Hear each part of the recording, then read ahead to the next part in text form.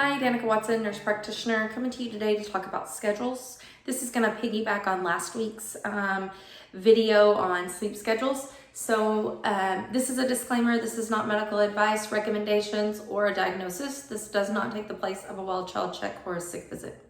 So most of us have kicked summer off already, and I just want to point out some health benefits of keeping a schedule for your kids. So we learned last year through the pandemic with the majority, I would say over the majority of our patients not having a schedule, not sticking with a day in, day out routine, we noticed some major, health decline and things that transpired because of that. One that I touched on last week would be poor eating habits, and of course, poor sleep hygiene.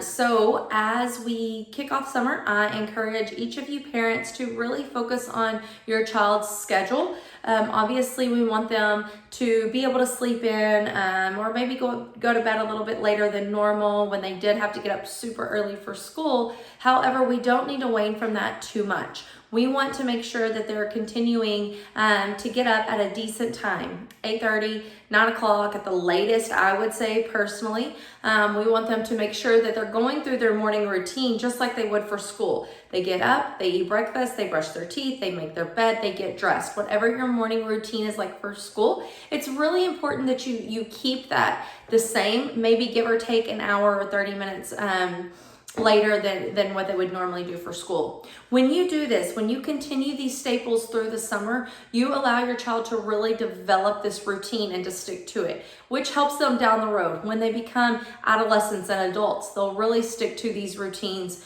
and implement them into their lives. Another thing a routine does is it keeps them on a healthy eating schedule. So they have their breakfast, they have lunch, they have a snack, they have dinner, all at appropriate times, and they're not snacking throughout the day and you haven't lost track of if they've had a meal or not. When you make sure that they're eating those 3 meals a day with 1 or 2 healthy snacks, you're ensuring that they're not going to overeat. Overeating or eating out of boredom tends to happen a lot in the summertime, and we as practitioners see a rapid incline in weight because of that.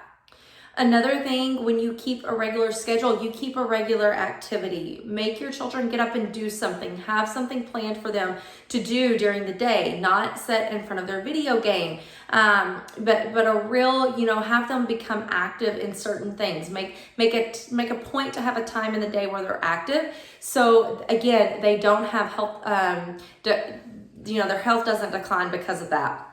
And you may think it's kind of silly if, my 7-year-old's health isn't going to rapidly decline if they don't have physical activity over the summer. But you would be absolutely surprised if you couple that with what we've seen with the pandemic, how it can negatively affect their health, overall health.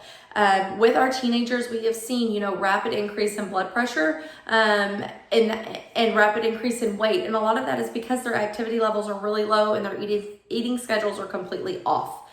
So I just want to encourage all of you parents to just implement a schedule. You're not a mean parent for doing it. You're not doing your kid a disservice for doing it or not doing it.